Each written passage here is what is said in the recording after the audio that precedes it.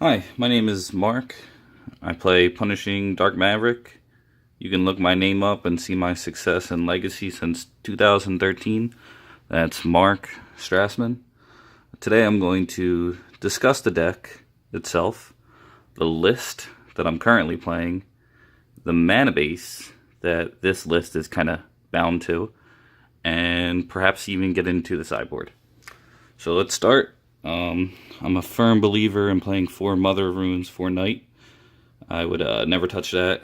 The 4 Deathrite Shaman is a meta call. You could play 3, but the number of decks that Deathrite Shaman is good against and the lack of miracles in the format makes it so your mana dorks are going to likely stick and not just get Terminused. So I don't mind having the 6 mana dorks in the deck. Always going to play a bird and a noble. Death and Taxes. Decks of Blood Moon make it essential. I like 2 Pride Mage and 2 Ooze at the moment. I was thinking about trying something a little different. Kind of going with something that's a little bit more odd, like a Planeswalker. Or perhaps something like a Corsair Crucifix or Sigarda. I think you're better off just playing the cards that are already good, as opposed to trying to reinvent the wheel. Excavator, really been impressive. Teague, great card. Can't really get away without running that, even though it hurts you. And Scrib Ranger is a card that has something I haven't always played, but I think with the number of Delver decks in the format, it's a necessity. So those are the creatures. The next thing I'm going to lay out are the spells that I'm playing. 4 Swords to Plowshares, nothing odd. 4 Punishing Fire, which can be a little odd. 4 Green Sun Zenith, no surprises here. 2 Jitte, which is a little bit to talk about. So let's start. 4 Swords to Plowshares, even though I'm running 4 Punishing Fire. They work together. It is a creature-heavy meta. In fact, it is a Deathrite Shaman meta, which makes me feel like the 4th Punishing Fire is really where you want to be. If they gain life with Sword, you can get your pun back, which is something that comes up every once in a while. The 4 Green Sun Zenith, every Maverick list that you're going to see is really going to have that unless somebody's trying something new. And the 2 Jitte is because Stoneforge Mystic is not in the best position at the moment. Not only is Kolaghan's Command a card, but game 2, everybody has an answer for it. Everybody who needs an answer to it, at least, like not like Show and Tell who really doesn't care, or some sort of combo deck. 2 Jitte, I think, is really where you want to be, especially in this list. And I'm going to get into that a little bit further when I discuss Mana Curve, as I'm running 3 Groves and 2 Taiga, which means I am less likely to have white mana, and I'm more likely to have trouble getting white mana when I need it. Therefore, if you recall the creatures and now the spells, I am intentionally light on white. Now, let's get into the mana.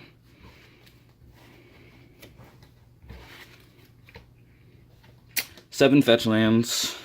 If I could run an 8th, I would. I do not play a Plains. I cannot afford it in this wacky mana base. Therefore, it doesn't matter that I have 3 Windswept Heaths and 4 Wooded Foothill. That just is what it is. Every fetch land is equal in this particular list. Make sure my camera can get all this. Perhaps I'm just going to go into utility lands later. Okay, so these are all the fetches and the searchable lands. We'll start with that. Again, all fetch lands are created equal in this list. There's no Plains. If there was a Plains, I would have to run the 4th Windswept Heath.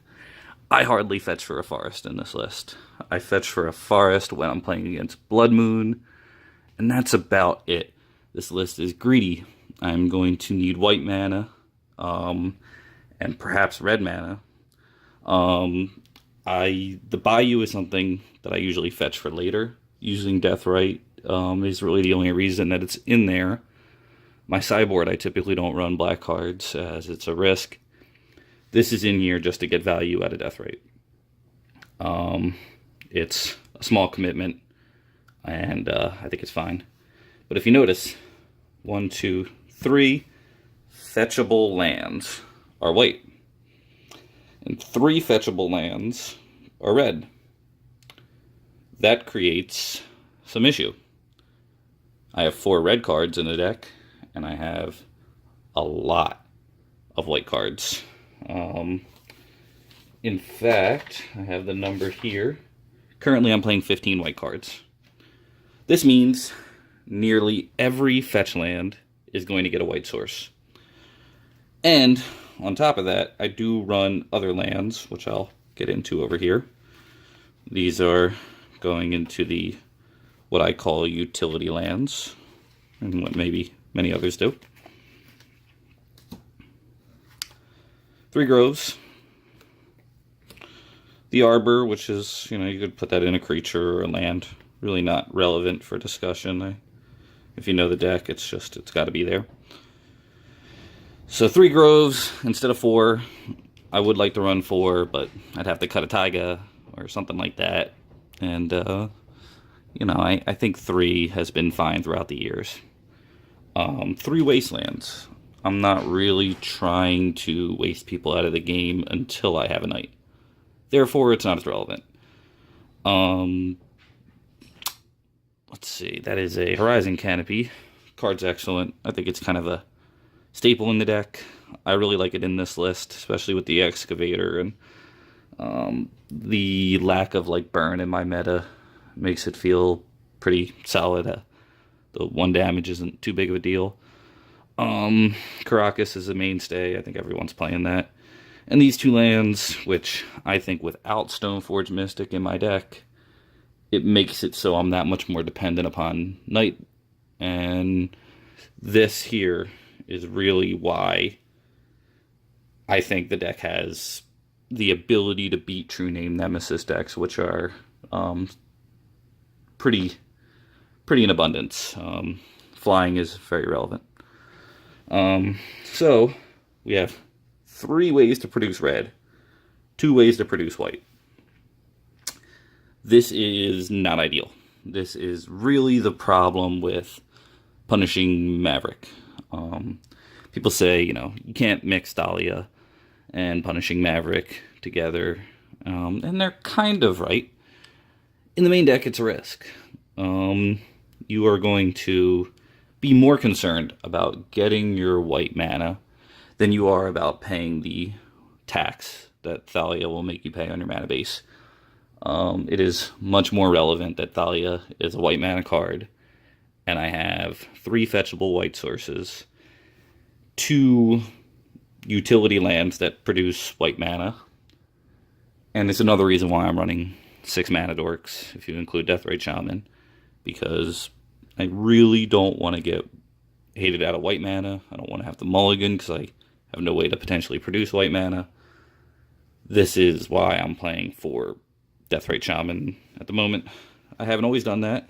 And there have been times where I've played Stoneforge Mystic and done very well at events, and was probably more vulnerable to Wasteland, but I made it work. Sideboard, I'll get into this, and then I'll go into the numbers, and then I'll cut the video. Sylvan's a card I want to put main right now, but kind of finding room. I could cut the Ooze, I can cut the Pride Mage, I may do that. But then after that, I'm not really sure what I want in my board. Your board should change pretty consistently. I believe that you have to have a base of a sideboard of what you think is good with your deck, but then you have to read the room at the high levels. You have to really know what people are playing. After all, it is kind of a game of chance. And if you can predict that the meta is going to be, very big with graveyard decks, having a lot of graveyard sideboard cards will certainly help your chance. There really is no perfect sideboard. It's, what the metagame has. So 2 Sylvan Library, 3 Thalia, 1 Rex Sage, 2 Choke, 2 Pyro, 3 Crop Rot, which I'm excited to talk about, a Bog, which goes with the Crop Rot, and a backup Teague. This is for the grindy matchups. It might go back in my main deck. We'll see. 3 Thalia. I was playing a 4th, but I usually board in Thalia against control decks, particularly blue-white control, Miracle, and the 4-color control deck. I have so many cards I want to take out. We'll get into that in another video, but this doesn't just come in against combo decks. Choke, great against Miracles. Great against 4-color control. Doesn't completely stop 4-color control, but it really does hurt them. They probably have to remove it.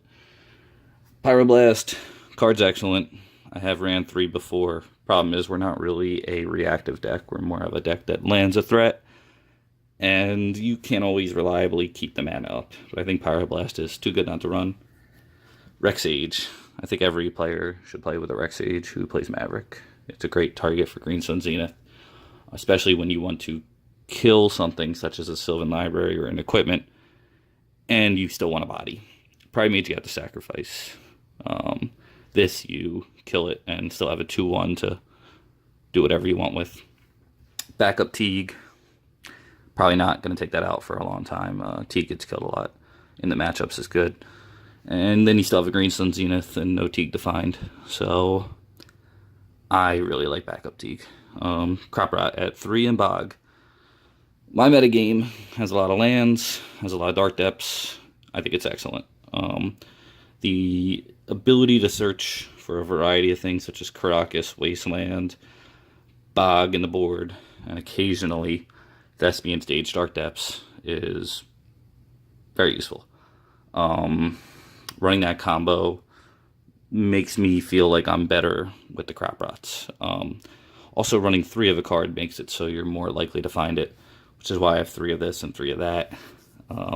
2 of this and 2 of that to me is kind of like 4 of a card that says a similar thing, which is, beat blue decks. Crop Rot is not something you board in against, quote, fair matchups. I would not board in Crop Rot against really anything fair, even like Aggro Loam, which has things that you would want to search for. Crop Rot is kind of a -1 in respects to card advantage. So any deck that you can really have a silver bullet with, such as Karakas to kill the Dark Depths, Bog to kill the Graveyard decks, and even Storm, you can bog them out of the game. It's not great. I'm pretty weak to Storm. I'm pretty weak to Show and Tell as well, which is, something I'm kind of accepting with my choice in deck. Obviously, Abzan is more game against those two, and if that's in your meta, I think Abzan's a better choice, but assuming that you have a lot of lands and graveyard hate necessary in your format, I think that this is the list to go with. And finally, I will discuss mana in a more in-depth way. Hopefully this chart's legible. With this list, and this list in particular, mind you, if I, let's just say, take out Pride Mage and add Sylvan Library, and I'm running 1 Pride Mage, I would have 14 white and 21 green, because Pride Mage is both. So the ratio would change. If you remember back to middle school math, which, by the way, I taught, ratios are something that is really important. We currently have a 21-15 ratio for green to white. What that means is that hybrid cards are going to count as both green and white. Deathrite, you can see, counts as black, but we don't have any swamps in this deck. So for the purpose of this mana base, Deathrite is strictly a green card for casting. I mean, Bog, I guess, might kind of matter, but we're not analyzing that. 4 red sources, 4 black sources, 2 to void, which are the double jet. So this is what we are demanding of our mana base. 21 sources that are green, 15 sources that are white, 21 to 15 ratio. Down here, you will see we have 18 green ways to produce mana and 12 white ways to produce mana. This is fetch lands. Fetch lands have the ability to search up 13 red sources with only stupid 4 punishing fires, and have a way to search up 8 black sources, including the Bayou. And I don't know why it says 5 devoid. I think it's counting Dark Depths as devoid, even though it doesn't technically produce mana, because I run 3 Wasteland and 1 Thespian Stage. So, might be a little bug. So here we have a 18 to 12 ratio versus a 21 to 15. They don't match up perfectly. In fact, this would reduce to a, what would that be, a 6 to 4 ratio, and then I guess that would be a 3 to 2 ratio. Yeah, I believe so. So we have a 3 to 2 ratio here. Actually, oh boy, that's not correct. So we have a 9 to 6 ratio, which converts into a 6 to 3 ratio. Right? 6 to 4. Geez, I should have done this math before I, created a video. Yeah, so divide both by 3, you get a 6 to 4 ratio. When you divide this by 3, you're going to get a 7 to 5 ratio. 6 to 4, 7 to 5 are not that far apart, but it is not perfect. This is one of the problems with punishing Maverick. This is why if I were to run 3 Thalia main or 3 Stoneforge Mystic main, it would tax this mana base more. My ratios would be much further apart from one another. That is the takeaway of this list. It is less stable than the Abzan list. I think that it has greater versatility against creatures with Punishing Fire. I think that these sacrifices are worth it in a lot of ways, but the 7 to 5 ratio of creatures, spells, versus 6 to 4 ratio of lands, they're not equivalent, they're not that far apart, but it does limit your ability to play things like Stoneforge Mystic and Thalia. I intentionally don't play certain cards to keep these ratios as close as possible, so I'm more successful, as, not being able to cast things will ultimately result in a lot of game losses.